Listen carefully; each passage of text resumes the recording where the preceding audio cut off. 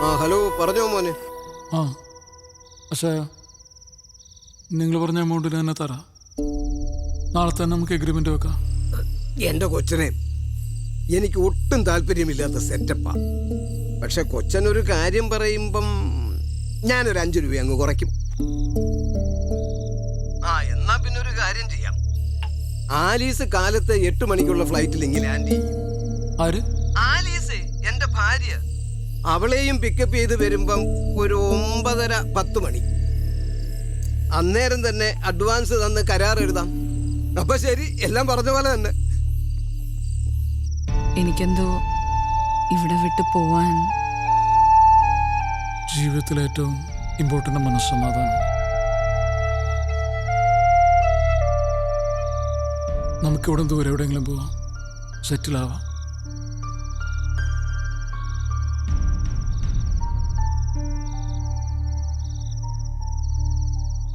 ശരി, നാളെ രാവിലെ തന്നെ ആള് വരും ലാഭം മുറിക്കാൻ.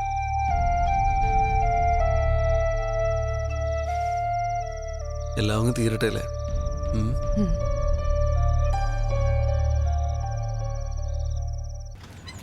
പള്ളി തുറക്കേട്ടാ. ഇതെന്നാന്ന് തോന്നടേ.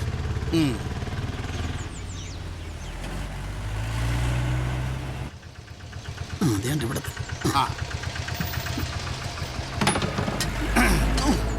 ഈ കയറൊക്കെ ഇങ്ങനെയാണെന്നുള്ളത് ഒതുക്കി കെട്ടി വെച്ചുകൂടാ ഇവിടെ. എന്നാ പിടി. ഡെയിലി ഇങ്ങനെ പണിയെടുത്ത് ഞാനിപ്പോ ബംഗാളിയാണോ മലയാളിയാണോ എന്നൊരു സംശയം. ബംഗാളിക്ക് എന്തായാലും ആശാന്റെ കളർ കിട്ടത്തില്ല സാറേ. സൂക്ഷിച്ചു, അല്ല ഇന്ന് അടുത്ത കാലൊടിയും. ഇവിടെ ആരും ഇല്ലേ? ഇതൊന്ന് പിടിയടാ. നീ അങ്ങോട്ട് നോക്കിക്കാതെ ഇങ്ങോട്ട് നോക്കടാ. നീ മേലോട്ട് കയറ്. ഇനി കുന്തം പിടിച്ചാൽ ഇവിടെ നിൽക്ക്, പടയാളി നിൽക്കുന്ന പോലെ. ഇതിവിടെ വെച്ചിട്ട് ബാക്കി സാധനം പഠിച്ചിട്ട് വരാം. ഒരു കാര്യവും ചെയ്യത്തില്ല. സാധനങ്ങൾ ഇട്ടെ അകത്തന്നെ എടുത്തോളൂ. ചക്ക കൊല കുത്തിക്കണം, മുറിക്കാൻ തോന്നുന്നു. ഉള്ളവനങ്ങ് മലമറിച്ച് കായ്ച്ചു കൊടുക്കും. നമുക്കാണെങ്കിലോ. സാറൊന്നും വിചാരിക്കില്ലേ, ഞാൻ ഇങ്ങോട്ട് വരാൻ ഇറങ്ങിയപ്പോഴാണ് ഒരു കോള് വന്നത്. അമ്മൂമ്മയ്ക്ക് സുഖമില്ലെന്നും പറഞ്ഞു. അല്ല, അമ്മൂമ്മയ്ക്ക് സുഖമില്ലെന്നും പറഞ്ഞു. ഉറങ്ങുന്ന പോലെ ഇടക്കോ ഏതാണ്ട് അസുഖമാണെന്ന് പറഞ്ഞ് പെണ്ണുമ്പിള്ള ഭയങ്കര കരച്ചിൽ. ഞാൻ പിന്നെ അവിടെ ചെന്ന് നോക്കിയിട്ട് ഞാൻ പറഞ്ഞു ഇത് അസുഖമൊന്നുമല്ല, മരിച്ചു പോയതാന്ന് പറഞ്ഞു. പിന്നെ അതിന്റെ മാവ് വെട്ട് നിങ്ങൾ വാചോടിച്ചോടിക്കാതെ പെട്ടെന്ന് കയറി മുറിക്കാൻ നോക്ക്. ഞങ്ങൾ ഇവിടെ സാറേ നിൽക്കുന്നത്. ഇങ്ങോട്ട് പറഞ്ഞ പോലെ ഒരൊറ്റ കൊമ്പോല വീഴത്തില്ല. ഒരു പ്ലാവിലെ പോലെ അപ്പുറത്ത് വീഴരുത്. ദൈവമേ, ഒരു ചെറിയ പ്രാർത്ഥന. ആചാരം വന്നേ, ഒരു വീടിനെയാണ് ഞാൻ നശിപ്പിക്കുന്നത്. ഈ അണ്ണാനെ കിളികള് ഓന്തിന്റെ ഒക്കെ ശാപം കിട്ടിക്കഴിഞ്ഞാല് ഭയങ്കര ശാപമോ. അപ്പൊ ഞാൻ മുറിച്ചോട്ടെ? വേണ്ട, മരം വെട്ടണ്ട. ഇതിപ്പോ ആരുടെ പ്ലാവ്? നിങ്ങളതങ്ങ് മുറിക്കും. മരം മുറിക്കണ്ട, ഞങ്ങൾ എവിടെ വിട്ട് പോകും.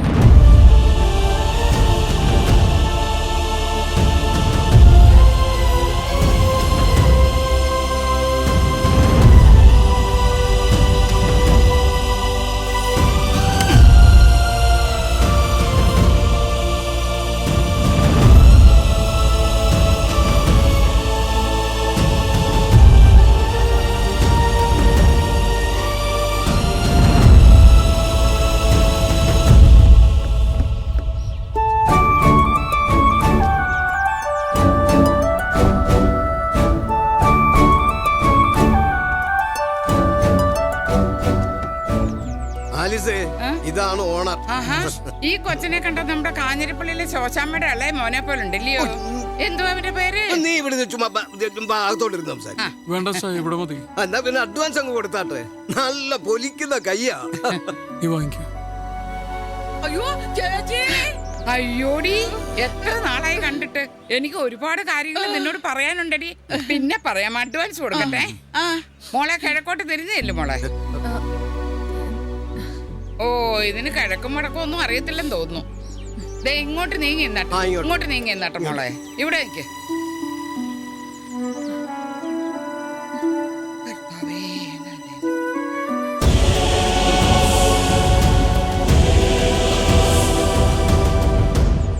ഈശോ, ഈ കൊച്ചാണ്ട കരയുന്നു.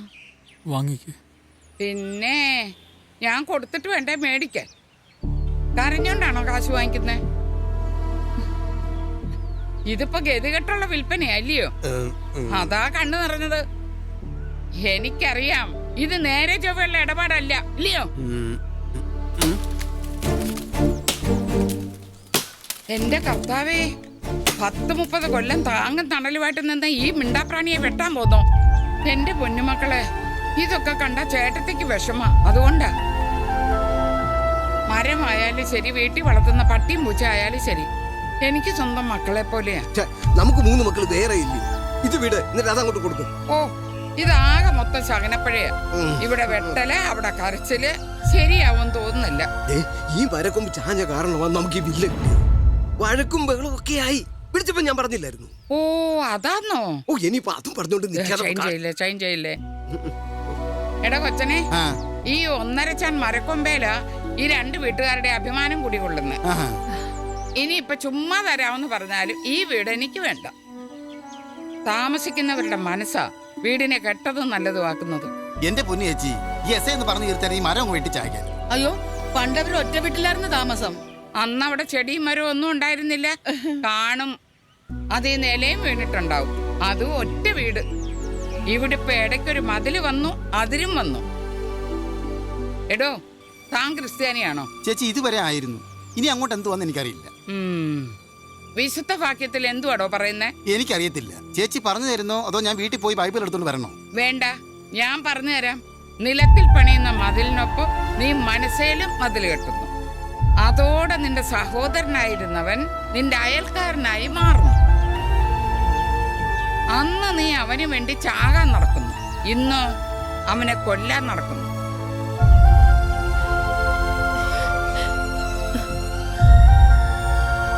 എന്തായാലും ഈ വീട് ഞാൻ വാങ്ങിക്കുന്നില്ല. അത് പിന്നെ ചേച്ചി ഇപ്പൊ പറഞ്ഞ വിശുദ്ധവാക്യം എത്രന്നാ പറഞ്ഞ? അത് ഞാൻ പറഞ്ഞില്ലല്ലോ. എന്റെ മനസ്സിൽ തോന്നിയത് ഞാൻ പറഞ്ഞു. വിശുദ്ധവാക്യം എന്നൊക്കെ പറഞ്ഞാലേ നീയൊക്കെ ഒന്ന് ശ്രദ്ധിക്കത്തുള്ളൂ. എടി, അതെ, നമുക്ക് പിന്നെ കാണാം. പിന്നെ കാണുന്നു. ആലീസേ, മിണ്ടാതെ ഇങ്ങോട്ട് വരാൻ. ഞാൻ വീട് വാങ്ങിക്കാൻ നടക്കുന്നു.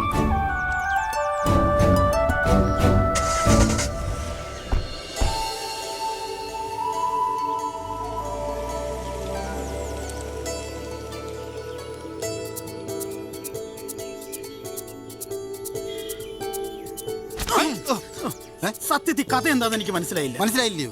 നീ മേളി സിനിമ ആണോ വരുന്നടാ? ഞാൻ ഇവിടെ കിടന്ന് ഒരു ഇത് വെട്ടണോ വേണ്ടെന്ന് പറഞ്ഞു.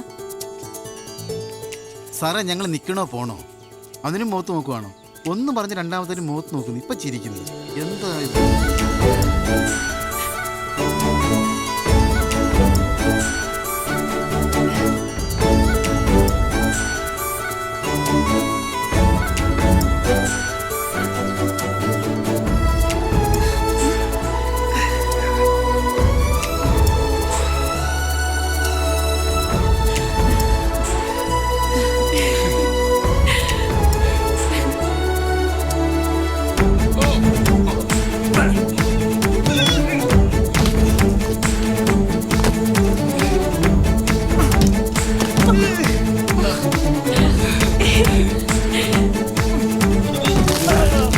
മരപ്പുറത്ത് നടക്കും തോന്നില്ല, മതിലുകൊളുപ്പ് നടക്കും. ഇവിടെ കുറെ ഉണ്ടല്ലോ. കൊട്ടേഷൻ പിടിക്കാൻ പാ. അപ്പോഴേ